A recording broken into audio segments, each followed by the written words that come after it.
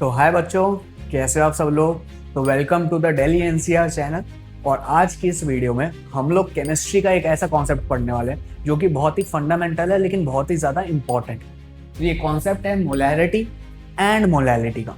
तो बेसिकली जब हम 11th या 12th क्लास में आते हैं, जब हम किसी भी कॉम्पिटिटिव एग्जाम की तैयारी कर रहे होते हैं, तो हम लोगों के कॉम्पिटिटिव एग्जाम में एक सॉल्यूशन चैप्टर आता है। तो उस सॉल्यूशन चैप्टर में एक ऐसी चीज होती है जिससे क्वेश्चन आना हर एग्जाम में, मतलब ये लगा लो कि लगभग लगभग तय है, ऑलमोस्ट सर्टेन है। ठीक है, मान लो वो डायरेक्ट क्वेश्चन नहीं आएगा लेकिन ऐसा क्वेश्चन मतलब आ सकता है जिसमें वो वाला कॉन्सेप्ट मिल रखा हो। ठीक है, तो वो कॉन्सेप्ट, ये molarity, molality, even concentration, solution, ये सारे कॉन्सेप्ट आपको जानने जरूरी है। ठीक है, तो ये वीडियो थोड़ी सी शॉर्ट वीडियो रहेगी, बहुत ज्यादा हम डिटेल में नहीं जाएंगे। मैं कोशिश करूंगा कि मैं चीजें आपको समझा दूं, बट बहुत ज़्यादा डिटेल में जाके अगर हम करेंगे तो बहुत ज़्यादा टाइम लग जाएगा। तो मेरा वो पर्पस नहीं है इस वीडियो का। इस वीडियो का पर्पस ये है कि आपको चीज़ें एक नॉर्मल लेवल पे समझ में आ रहे कि मोलैरिटी होता है। ठीक है, तो ज़्यादा टाइम वेस्ट ना करते हुए चलते हैं आगे। ठीक है, तो सबसे पहले हम देखते हैं कि सॉल्यूशन होता क्या है। ठीक है, तो आप भी कमेंट्स में जरूर बताना कि सॉल्यूशन आपके हिसाब से क्या है, मैं बताता हूँ कि मेरे हिसाब से क्या है। तो सॉल्यूशन एक ऐसी चीज है जिसमें हम दो या दो से ज्यादा चीजों को मिक्स करते हैं और वो चीजें मिक्स हो जाती हैं होमोजीनियसली। अब होमोजीनियसली का क्या मतलब है वो देखते हैं। मैं पहले यहाँ पे डेफिनेशन लिख देता हूँ।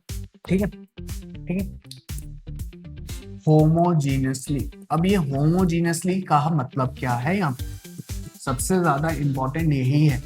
ठीक है, अगर दो या दो से ज्यादा स्पीशीज होमोजेनियसली मिक्स नहीं हुई तो वो सॉल्यूशन कभी नहीं बनाएंगी।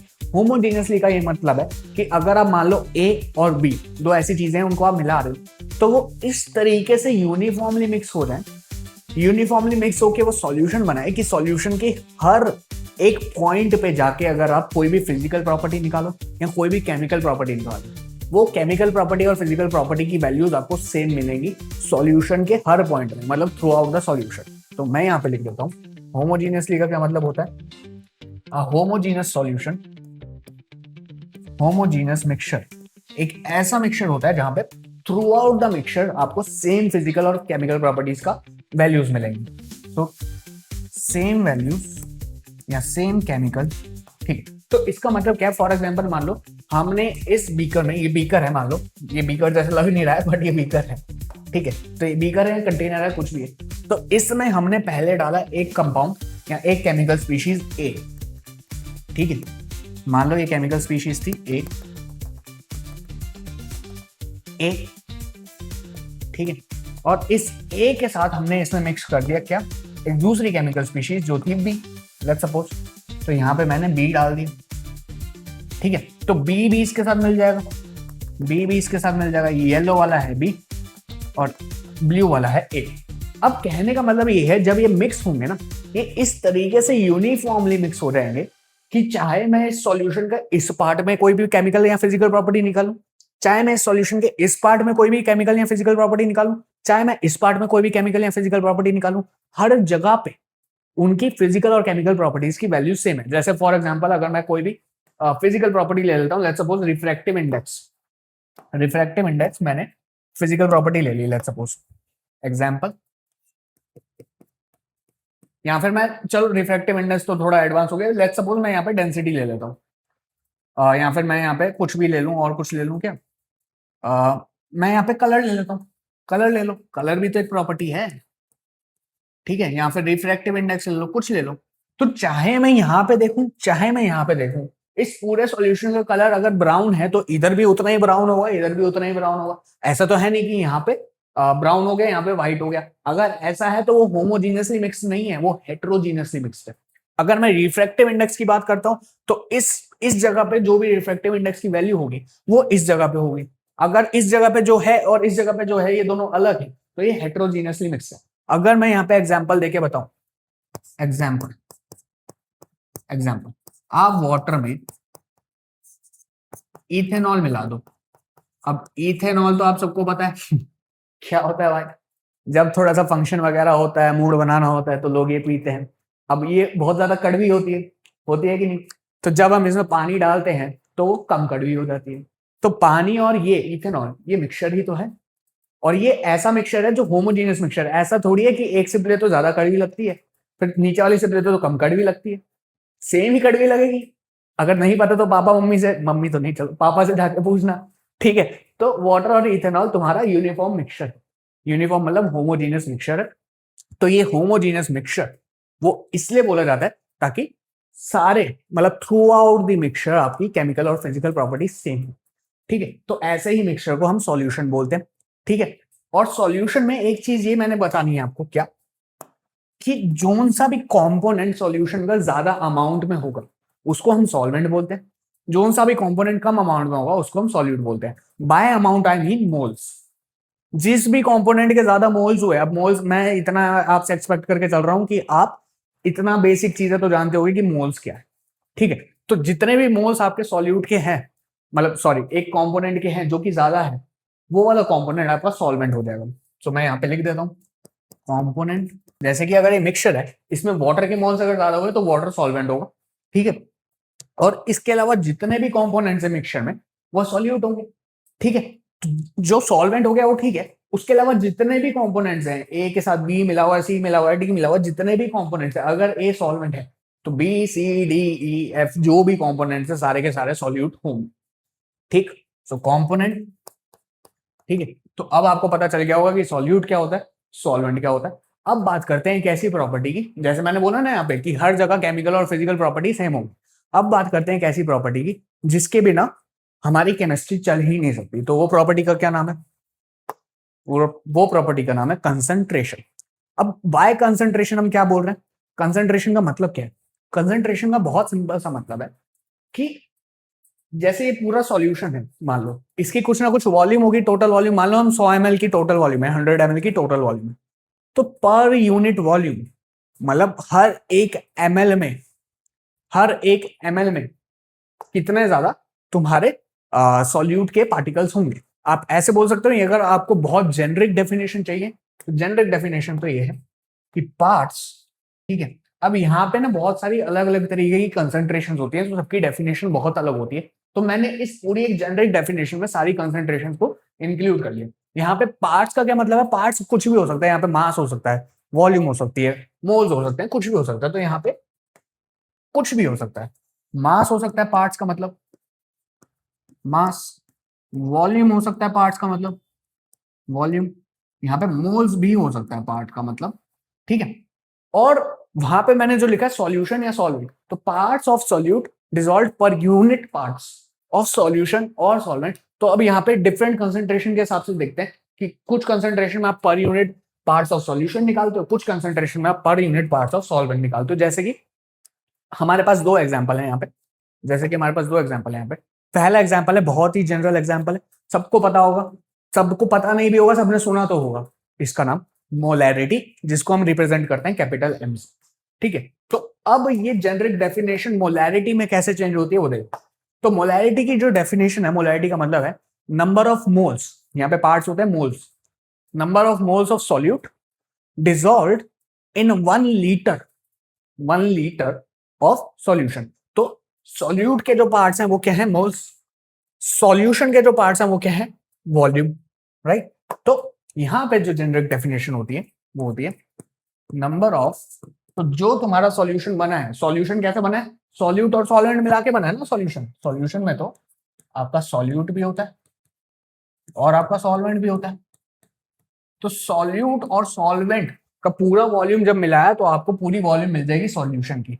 अब आपको पूरी वॉल्यूम मिल गई सॉल्यूशन की, मान लो ये सॉल्यूशन है, मान लो ये सॉल्यूशन है, इस सॉल्यूशन में आपने क्या मिला है, ये व्हाइट वाला है ए, ए, ठीक है, व्हाइट वाला है ए, ठीक है।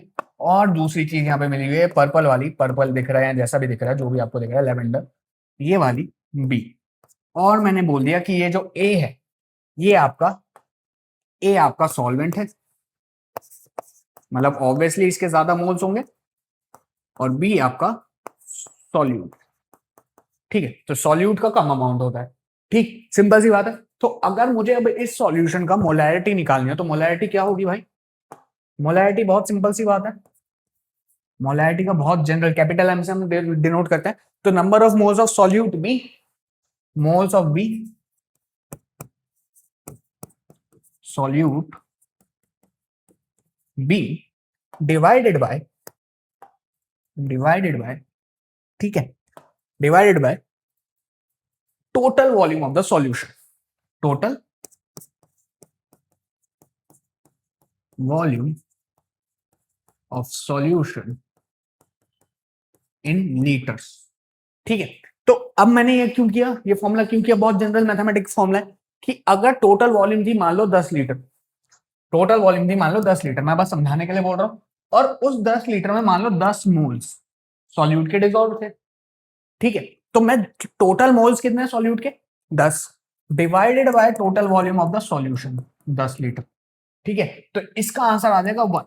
अब ये 1 हो गई मेरी मोलैरिटी, लेकिन मुझे बता क्या रही है, ये मुझे सिंपल से इतनी बात बता रही है कि एक मोल मेरा हर 1 लीटर ऑफ द सॉल्यूशन में डिसॉल्व है। और क्योंकि सॉल्यूशन होमोजीनियस मिक्सचर होता है, तो जिस भी 1 लीटर को आप देखोगे अगर उसमें 1 मोल डिसॉल्व है तो दूसरे 1 लीटर में भी 1 मोल डिसॉल्व होगा। मैंने ये तो बोला था हर पार्ट में आपको सेम जैसी चीजें मिलेंगी, ऐसा तो नहीं है क्योंकि होमोजीनियस मिक्सचर है, हेट्रोजीनियस तो है नहीं, तो ऐसा तो नहीं है कि पहले 1 लीटर में 1 मोल डिसॉल्व है, दूसरे 1 लीटर में 2 मोल डिसॉल्व है, ऐसा नहीं है, होमोजीनियस तभी सॉल्यूशन है। ठीक है, और मोलैरिटी का सिंपल सा इतना मतलब है, मोलैरिटी आपको बस इतनी बात बता रही है कितने मोल सॉल्यूट के डिसॉल्व है 1 लीटर सॉल्यूशन में। तो टोटल वॉल्यूम से आप डिवाइड कर दोगे तो आपको पता चल जाएगा कि per unit volume 1 litre volume में कितने मोल्स डिसॉल्व है। अच्छा, अब दूसरी बात यह कि अगर ये लीटर में वॉल्यूम ना दी हो, अगर मुझे क्वेश्चन में ये लीटर में वॉल्यूम ना दी हो तो मैं क्या करूंगा, तो मैं उसे लीटर में कन्वर्ट कर लूंगा। मोलैरिटी को हम ये भी बोलते हैं ऑफ सॉल्यूशन, और ये अगर ml में है तो कोई भी चीज जो ml में होती है उसको लीटर में अगर कन्वर्ट करना हो तो डिवाइड करते हैं हम 1000 से। तो नीचे मैं 1000 से डिवाइड करूंगा तो 1000 ऊपर चला जाएगा, तो ये ऊपर 1000 आ जाएगा। ठीक, बताओ। तो सिंपल सी इतनी सी बात है कि चाहे ml में है सॉल्यूशन की वॉल्यूम या लीटर में है, तो आपको कन्वर्ट करना तो आता ही है, बहुत सिंपल सी बात है। और इसकी जो यूनिट होती है वो यूनिट ऑब्वियसली यूनिट क्या होगी, अरे यूनिट क्या होगी, मोल्स पर लीटर। कितने मोल्स 1 लीटर में, तो एसआई यूनिट जो होगी, अमाउंट की एसआई यूनिट होती है मोल्स, और वॉल्यूम की एसआई यूनिट तो वैसे मीटर क्यूब होती है, बट इधर हम मोलैरिटी की जो यूनिट लिखते हैं क्योंकि जनरली हम 1 लीटर में निकाल रहे हैं, तो यूनिट जो होती है इधर वो होती है, सिंपल सी बात है, बहुत सिंपल सी एक कंसंट्रेशन टर्म थी मोलैरिटी। अब हम दूसरी कंसंट्रेशन टर्म पे जाते हैं। जो दूसरी कंसंट्रेशन आज के टॉपिक की हमारी है वो है मोलैलिटी। ठीक है, मोलैरिटी को हम रिप्रेजेंट करते थे कैपिटल एम से, मोलैलिटी को हम रिप्रेजेंट करते हैं स्मॉल एम से। अब मोलैलिटी की डेफिनेशन मोलैरिटी से कैसे डिविएट होगी वो देखो। तो मोलैरिटी थी कि कितने मोल सॉल्यूट के 1 लीटर सॉल्यूशन में डिसॉल्व होंगे। ठीक है, अब मोलैलिटी में जो पार्ट्स होंगे वो डिफरेंट हो जाएंगे। सॉल्यूट के पार्ट्स तो वही हैं, सॉल्यूट के पार्ट्स तो मोल्स ही हैं, कि number of moles of solute dissolved per unit parts में यहां पे अब आएगा per unit mass, per unit mass of solvent.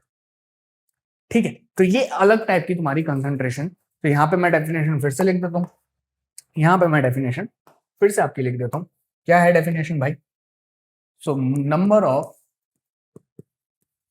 Moles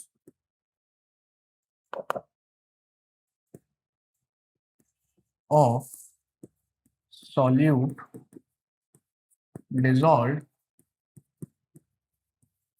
इन, ठीक है, 1 kg ऑफ सॉल्वेंट। तो यहाँ पे डिफरेंस ये ध्यान रखना कि वहां पे हम सॉल्यूशन की बात कर रहे हैं, कितना वॉल्यूम 1 लीटर वॉल्यूम सॉल्यूशन की बात कर रहे हैं, यहाँ पे हम 1 kg सॉल्वेंट की बात कर रहे हैं। अब इसका सिंपल सा मतलब यही है, वही मतलब है जैसे यहाँ पे मोलैरिटी का मतलब था कि हर 1 लीटर सॉल्यूशन में कितने मोल्स डिसॉल्व्ड है, यहाँ पे मोलैलिटी का मतलब है हर 1 kg ऑफ सॉल्वेंट के अंदर, हर 1 kg ऑफ सॉल्वेंट के अंदर कितने मोल्स मेरे सॉल्यूट के डिसॉल्व थे। तो अगर मैं फिर से वही वाला कंटेनर बना देता हूँ यार, एक क्या दिक्कत होगी, कंटेनर तो हम बना ही सकते हैं, कंटेनर में क्या दिक्कत है कि नहीं। तो अगर ये ए है, ठीक है, ये है तुम्हारा ए, और ए है तुम्हारा क्या, सॉल्वेंट। ठीक है, और इसके साथ हमने मिला रखा है सॉल्यूट क्या है, बी। ये येलो वाला है तुम्हारा बी, सॉल्यूट। ठीक है, तो ए है तुम्हारा सॉल्वेंट, बी है तुम्हारा सॉल्यूट। तो अब मैं करूंगा क्या, मोलैलिटी का फॉर्मूला। मोलैलिटी का फॉर्मूला क्या आएगा भाई, अभी तो बताया मैंने, molality number of moles of solute, small M मतलब मोलैलिटी, ठीक है, डिवाइडेड बाय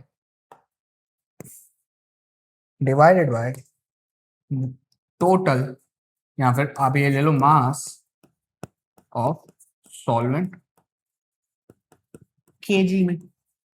ठीक है, तो जब मैं टोटल मोल्स, मान लो अगर मास था टोटल सॉल्वेंट का मास था 100 केजी और मोल्स थे मेरे 10, तो भाई 10 डिवाइडेड बाय 100 अगर मैं करूंगा तो ये आएगा 1/10 विच इज 0.1। मतलब ये मुझे बता रहा है कि 0.1 मोल सॉल्यूट के हर एक केजी ऑफ सॉल्वेंट में डिसॉल्व है। हर एक केजी ऑफ सॉल्वेंट, मतलब पूरा सॉल्यूशन होमोजीनियस है, हर एक केजी ऑफ सॉल्वेंट को उठा के अगर मैं देखूंगा उसमें आपका 0.1 मोल्स ऑफ सॉल्यूट डिसॉल्व है। ठीक है, तो ये चीज हमें वही जैसे मोलैलिटी बता रहा था वैसे ही हमें ये मोलैलिटी बताता है। ठीक है, अब अगर हमारे पास आ जाए कि बेसिकली हमें जो मास है वो इसमें नहीं दे रखा, केजी में नहीं दे रखा, वो ग्राम में दे रखा है, तो मैं क्या करूंगा, ग्राम को केजी में कन्वर्ट कर लूंगा। लो, small m number of moles of solute, ठीक है, divided by mass of solvent. और अगर ये मास मान लो ग्राम में है, तो ग्राम में है तो ग्राम को केजी में कैसे कन्वर्ट करते हैं, डिवाइड बाय 1000 करके। तो नीचे अगर डिवाइड बाय 1000 आएगा तो ऊपर चला जाएगा 1000, बहुत सिंपल सी मैथ्स है यार, तो ये 1000 में चला जाएगा, है ना। और इसकी जो यूनिट आएगी वो क्या आएगी, moles per KG, moles per KG of the solvent. जैसे वहां पे मोल्स पर लीटर थी, moles per litre of the solution, यहाँ पे है मोल्स पर केजी। तो इसकी अगर मैं यूनिट की बात करूं तो यूनिट आएगी जो जनरल यूनिट जिसमें हम देखते हैं, मोल्स पर केजी। तो ये तुम्हारी मोलैलिटी होती है ना। तो इस तरीके से मोलैलिटी तुम्हारी मोलैलिटी से अलग होती है। ठीक है, तो ये हमने थोड़ा सा देख लिया कि सॉल्यूशन क्या होता है, कंसंट्रेशन क्या होती है, मोलैलिटी क्या होती है, मोलैलिटी क्या होती है। आओ इस पे एक दो क्वेश्चन देख लेते हैं, है ना। तो पहला क्वेश्चन ये है कि हमें निकालना है कि how many grams of hydrogen chloride are required to prepare 4 litre of 5 molar HCl in water. ठीक है, तो ऐसे क्वेश्चंस में पहली बात तो ये कि आपको क्या दे रखा है, इन वाटर है, उन्होंने बोल दिया, तो सॉल्वेंट तुम्हारा है वाटर। ठीक है, सॉल्वेंट तुम्हारा है वाटर, बहुत सिंपल सी बात है। तो हमें क्या करना है, 5 मोलर HCl सॉल्यूशन बनाना है वाटर के अंदर, मतलब सॉल्वेंट है वाटर और सॉल्यूट होगा तुम्हारा HCl। ठीक है, सॉल्यूट होगा तुम्हारा HCl। मुझे मतलब इतना सॉल्यूट डालना है इस वाटर में, ठीक है, और मुझे टोटल टोटल कितना चाहिए, मुझे 4 लीटर चाहिए ना, टोटल मुझे 4 लीटर चाहिए। देखो यहाँ पे बोला हुआ है 4 लीटर, तो 4 लीटर पानी के अंदर, 4 लीटर पानी के अंदर, 4 लीटर वाटर के अंदर मुझे कितना HCl डालना है, कितनी, यही तो पूछा how many grams of HCl, कितना HCl डालना है कि तुम्हारी जो कंसंट्रेशन है सॉल्यूशन की वो हो जाए 5 मोलर। ठीक है, वो हो जाए 5 मोलर। तो मोलैरिटी का फॉर्मूला लगाओ। मोलैरिटी का फॉर्मूला क्या होता है, अभी तो बताया मैंने पीछे। तो मोलैरिटी होती है number of moles of, moles को मैं स्मॉल एम से डिनोट कर रहा हूं यहाँ पे, ठीक है, स्मॉल एम से, number of moles of HCl divided by तुम्हारा total volume V of solution. ठीक है, तो टोटल वॉल्यूम सॉल्यूशन की तो 4 लीटर है। ठीक है, टोटल वॉल्यूम सॉल्यूशन की तो 4 लीटर है भाई, 4 लीटर। तो मुझे नंबर ऑफ मोल्स निकालने कितने होंगे, तो नंबर ऑफ मोल्स अगर मैं HCl के निकाल दूं, ये 5 है, 5 मोलर। ठीक है, तो 4 उधर जाएगा, ये 4 इधर चला जाएगा, तो 4 5 20। तो यहां से नंबर ऑफ मोल्स HCl के आएंगे क्या, 20 आ जाएंगे। 5 मोलर तुम्हारा HCl का सॉल्यूशन है, 4 लीटर तुम्हारी वॉल्यूम है, तो वॉल्यूम उधर जाएगी, नंबर ऑफ मोल्स तुम्हारे 20 आ जाएंगे। अगर नंबर ऑफ मोल्स आ गए तो नंबर ऑफ मोल्स का एक फॉर्मूला होता है क्या, ये चीज मैंने तुम्हें नहीं बताई, ये चीज मैं क्वेश्चन के थ्रू बता देता हूँ। तो नंबर ऑफ मोल्स क्या होते हैं, ये सब मैं एक्सपेक्ट कर रहा था कि तुम्हें पता होगा, फिर भी मैं बता देता हूँ। Given mass by molar mass, तो कितना मास दिया हुआ है डिवाइडेड बाय उसके 1 मोल का मास कितना है, तभी तो पता चलेगा कितने मोल्स है। मान लो 1 मोल का मास है 10 मान लो, ठीक है, और गिवन मास है 100, तो इस 100 ग्राम में 100 ग्राम है 1 मोल का मास और गिवन मास है 100 ग्राम, ठीक है। तो इस 100 ग्राम गिवन मास में कितने मोल्स होंगे, 1 मोल तो 10 ग्राम का है, तो 10 डिवाइडेड बाय 100, 10 ही तो मोल होंगे। 1 मोल का मास 10 ग्राम है, तो 10 मोल का मास कितना होगा, 10 इंटू 10 100, वही तो बात हुई है ना। तो बेसिकली इधर मैं लिख सकता हूं number of moles of HCl, given mass को मैं W से मान रहा हूं, W divided by molar mass. तो मोलर मास तुम्हारा HCl का क्या होता है मेरे हिसाब से तो 36.5 होता है यार, क्लोरीन का होता है 35.5 और हाइड्रोजन होता है 1, तो 36.5, ठीक है। तो ये बेसिकली यहां से तुम्हारा गिवन मास निकल जाएगा, नंबर ऑफ मोल्स निकल गया तुम्हारे 20, ठीक है। यहां से मुझे गिवन मास निकालना, मैं यहाँ पे कैलकुलेट नहीं कर रहा, तुम लोग मुझे कमेंट में बताना कि कितना तुम्हारा मास आया, ठीक है, कितना तुम्हारा मास आया ये तुम मुझे कमेंट में बताना, फिर हम बताएंगे तुम्हें कि क्या तुम सही थे क्या तुम गलत थे। अगर तुम सही थे तो तुमने सारा कॉन्सेप्ट अच्छे से समझ लिए, है ना। तो ये हो गया हमारा एक मोलैलिटी पे क्वेश्चन। ऐसा एक क्वेश्चन हमें देखना है मोलैलिटी पे, तो हमें क्या करना है, calculate the molality of 25 grams of KBr dissolved in 750 ml of pure water. तो फिर से वही चीज है, फिर से वही चीज है, क्या है, ये हमने एक सॉल्यूशन लिया, इसमें हमारा सॉल्वेंट था क्या, वाटर, वाटर, मान लो ये वाटर है 750 ml ऑफ वाटर, क्वेश्चन देखो, तो 750 ml वाटर, ठीक है, इसमें मैंने क्या डाला, 25 ग्राम्स ऑफ KBr डाल दी, ऑफ KBr, ठीक है। और मुझे क्या निकालना है, मोलैलिटी निकालनी है, तो मोलैलिटी का सिंपल सा फॉर्मूला लगाओ ना यार, क्या दिक्कत है इसमें। तो molality number of moles of KBr, क्योंकि सॉल्यूट है KBr, यही बोला हुआ है। देखो 750 ml प्योर वाटर में डिसॉल्व किया हुआ है, अगर ऐसा क्वेश्चन में तुम्हें नहीं पता हो तो जनरली जो वाटर है, जो लिक्विड है, लिक्विड पार्ट है वाटर, उसको सॉल्वेंट मान लेना चाहिए, ठीक है। तो KBr तुम्हारा सॉल्यूट है और 750 ml तुम्हारा वाटर है, तो मुझे नीचे यहाँ पे इससे डिवाइड करना पड़ेगा मास ऑफ सॉल्वेंट जो कि है वाटर, ठीक है। तो अब जनरली मुझे मास ऑफ वाटर तो पता नहीं है, मुझे वॉल्यूम ऑफ वाटर पता है, तो मैं वॉल्यूम से मास कैसे निकालूंगा भाई, एक बहुत सिंपल सी चीज होती है, डेंसिटी हमारे पास, मास डेंसिटी होती है ना, तो टोटल मास बाय वॉल्यूम यही होता है। तो टोटल वॉल्यूम क्या दे रखे हैं 750, और वाटर की डेंसिटी हमें पता है, हम 1 मान के चलते हैं, 1 ग्राम पर ml। तो बेसिकली यहाँ पे मास है और यहाँ पे 750 ml है, ठीक है। तो यहां से हम मास निकाल लेंगे, मास क्या आएगा 750 ग्राम आएगा कि नहीं आएगा, 750 डिवाइडेड बाय 750 तो होता है 1 ग्राम पर ml, है ना। तो 750 ग्राम तुम्हारा मास आ गया, तो मैं यहाँ पे लिख सकता हूँ, क्या लिखूं भाई, मोलैलिटी आएगा, गिवन मास क्या है तुम्हारा 25, KBr का मास मेरे हिसाब से 119 होता है, ठीक है। फिर भी मैं एक बार चेक कर लेता हूँ, या फिर चेक करना छोड़ो, तुम मुझे बताना 119 होता है क्या, मैं सही कर रहा हूँ, अगर गलत कर रहा हूँ तो कमेंट करके बता देना। मेरे हिसाब से 119 होता है, मुझे याद नहीं है ढंग से, फिर भी ठीक है। तो 119 डिवाइडेड बाय, अगर मैं गलत हूं तो मुझे कमेंट में बताना, मैं देख रहा हूँ कितने तुम ढंग से देख रहे हो लेक्चर को, ठीक है।